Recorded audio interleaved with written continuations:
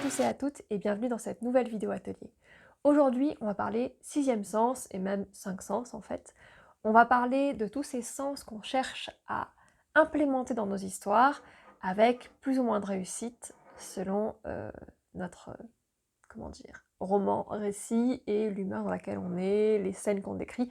Bref, on est d'accord, c'est plus ou moins difficile. D'autant qu'on a tous et toutes des sens plus ou moins importants dans nos vies, qu'on soit valide, malentendant, malvoyant ou autre.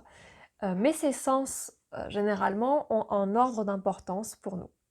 Le plus souvent, cet ordre, ça va de la vue, ensuite on a l'ouïe, l'odorat, puis le toucher, et enfin le goût. J'avais oublié le goût. Bref, vous avez compris l'idée. Ça peut varier, évidemment, selon la personne que l'on est, selon nos protagonistes, etc. Le sixième sens, en fait, c'est la capacité que notre lecteur a de se projeter dans notre univers et de s'imaginer des odeurs, des paysages, des choses qui n'existent pas. Le sens qu'on ajoute dans une description, une odeur qu'on évoque, c'est quelque chose qui est en plus dans la description.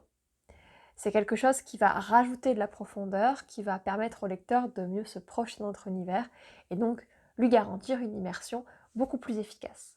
C'est quand même assez important.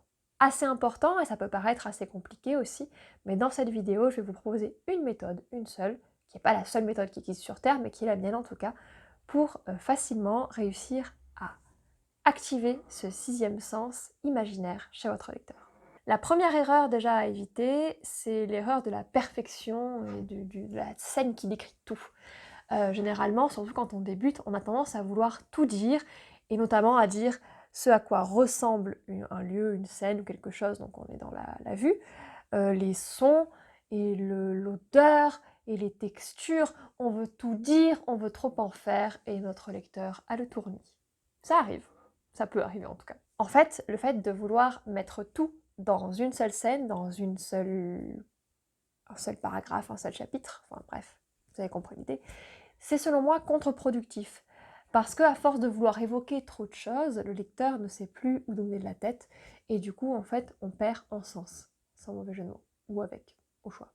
Ma méthode personnelle, elle est assez simple, c'est que généralement, pour une chose ou une personne ou un lieu ou une scène que je décris, je me contente de m'attacher à 2 ou 3 sens qui, selon moi, prévalent dans le cas de la scène en question. Généralement, ça suffit à évoquer quelque chose et à ce que le lecteur se crée une image, mais j'aime pas le mot image parce que ça ne convoque que la vue, mais une scénographie mentale qui, elle, en revanche, soit complète, puisque le lecteur se charge généralement de combler les petits trous que l'on a laissés volontairement ou pas dans notre récit. Par exemple, imaginons un personnage qui rentre dans une cuisine de restaurant.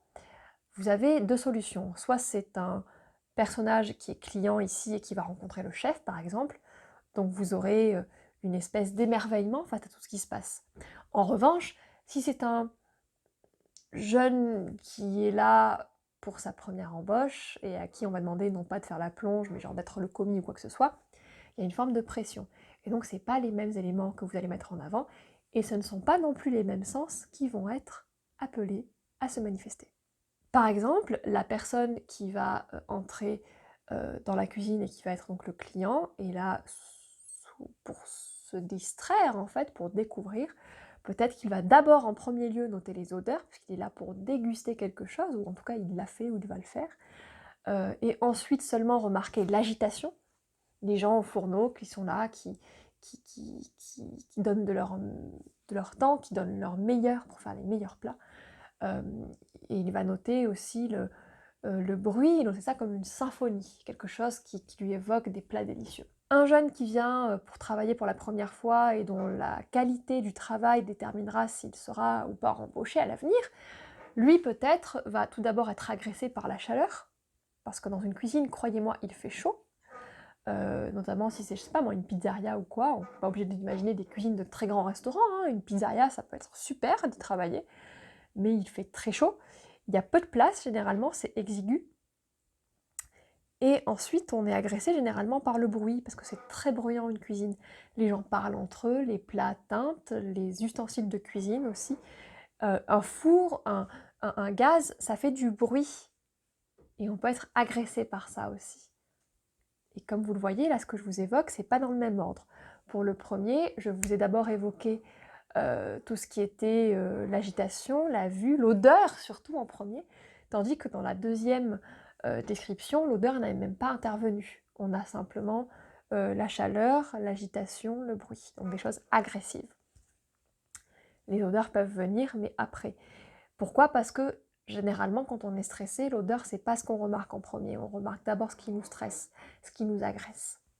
Donc quelque part, le fait de mettre 2 ou 3 sens en avant, quand vous les choisissez bien, ça vous permet aussi de mettre en avant l'état d'esprit de votre personnage. Et ça, on l'a déjà abordé dans un atelier précédent, que je mets en barre d'infos. Je le répète, mais lier l'état d'esprit de votre personnage à la description, c'est super important. Et notamment aussi lier du coup les sens que vous convoquez à l'état d'esprit du personnage, ça participe 2 fois plus à l'immersion de votre lecteur dans la description, dans le récit, et donc à ça le tient en haleine en fait, ça vraiment, ça lui demande une capacité de projection qui fait que, eh bien, ce lecteur risque de ne pas lâcher votre roman. Ça y participe aussi, et oui, ça va jusque-là. Et donc je vais vous proposer un exercice, alors il y en a 2, vous choisissez celui que vous voulez, vous pouvez faire les 2 aussi. C'est en environ 500 à 700 mots, hein, pas plus, de décrire un personnage qui rentre pour la première fois dans une cuisine où il, elle, y elle va travailler pour la première fois et à la fin de la soirée, eh bien, son embauche sera ou pas confirmée. Quel est son état d'esprit? Que remarque-t-il? Que remarque-t-elle? Que remarque-t-elle en premier lieu quand le personnage rentre? À vous de le décrire, à vous de le dire. L'autre petit exercice, même type de dynamisme, d'interaction entre le lieu et le personnage à travers les sens, parce qu'évidemment dans le premier exercice c'est les sens que vous devez mettre en avant, hein. C'est un personnage qui rentre cette fois-ci dans une maison où ce personnage a beaucoup de souvenirs, et ce sont des bons souvenirs. J'aimerais que vous me décriviez les premières impressions de ce personnage en 500 à 700 mots, en passant par les sens en priorité, et qu'est-ce qu'il, elle, y elle remarque en premier, et pourquoi, et surtout que ce soit les sens qui soient évocateurs de quelque chose. Pareil, à chaque fois pour l'un ou pour l'autre, ne faites pas les 5 sens complets, choisissez-en 2, 3 maximum. Un prioritaire sur les autres, le deuxième, le troisième qui est moins important. Voilà. C'est ce qui saute aux yeux de votre... Alors, aux yeux, saute au nez, je sais pas, à l'ouïe de votre personnage, et qui ensuite on a différents niveaux de sens qui s'activent chez votre personnage. C'est comme nous, dans le quotidien, on n'a pas tous les sens qui s'activent en même temps. Là, je suis assise devant ma caméra, principalement j'ai la vue parce que je m'occupe de vous regarder bien dans la caméra pour qu'il y ait un échange entre nous, mais aussi l'ouïe, puisque je m'écoute beaucoup parler pour savoir si je prononce correctement chaque mot, si j'articule bien, et aussi si je formule bien mes phrases, et pour qu'elles soient claires. Par contre, je ne sens que très moyennement l'endroit où mon coude est appuyé, même si de temps en temps, je sens que je m'appuie trop et hop, je rectifie ma position. Mais ça, c'est moins important. Voilà. Et il y a l'ouïe, un peu parce qu'il y a toujours mes fenêtres qui grincent, parce qu'aujourd'hui encore, il y a du Mistral, évidemment. Mais voilà, bref, vous avez compris l'idée. Les sens ont un ordre d'apparition par rapport à nos priorités du moment, et je pense que c'est ce que vous pouvez mettre en œuvre dans les petits exercices que je vous propose d'effectuer aujourd'hui. Vous pouvez compléter cet exercice-là en écrivant différentes versions, avec un style haché ou pas, nerveux ou pas, mélancolique ou pas. Choisissez, donnez-vous une tonalité et voyez ce que vous pouvez produire. Ça peut être intéressant aussi et ça vous aidera à aller encore plus loin. Voilà, c'est tout pour cette fois. Comme je le disais au début, le mieux, parfois, est l'ennemi du bien. Donc ne choisissez pas les 5 sens à la fois, ne les mettez pas tous au même niveau. Triez, hiérarchisez et argumentez avec vous-même avant de commencer à écrire votre scène, quitte à vous mettre des petites indications dans la marge afin de ne pas oublier les lignes directrices que vous aurez choisies. Il faut donc savoir doser. Et par ailleurs, pour doser au niveau du vocabulaire, si vous cherchez des mots spécifiques vis-à-vis d'un sens spécifique, je vous invite non pas à consulter une liste qui sera en barre d'infos, mais à consulter Internet, parce qu'il y en a déjà plein. J'ai fait la recherche pour vous, j'en ai trouvé des dizaines de listes de cette sorte-là, plus ou moins complètes, plus ou moins utiles, plus ou moins bien triées aussi. Je vous invite à taper dans la barre Google ou Ecosia ou autre de votre moteur de recherche, donc écriture, 5 sens, vocabulaire, et vous allez trouver pléthore de listes, je vous assure.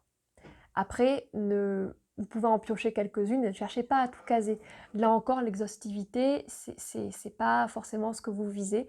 Vous n'écrivez pas un dictionnaire, vous écrivez un récit. Vous devez véhiculer quelque chose, mais pas tout. Je crois que j'ai tout dit et je n'ai rien oublié. Si vous avez des questions, comme d'habitude, n'hésitez pas, les commentaires sont là pour ça. Et sinon, je vous dis à bientôt pour un prochain atelier. Bye bye.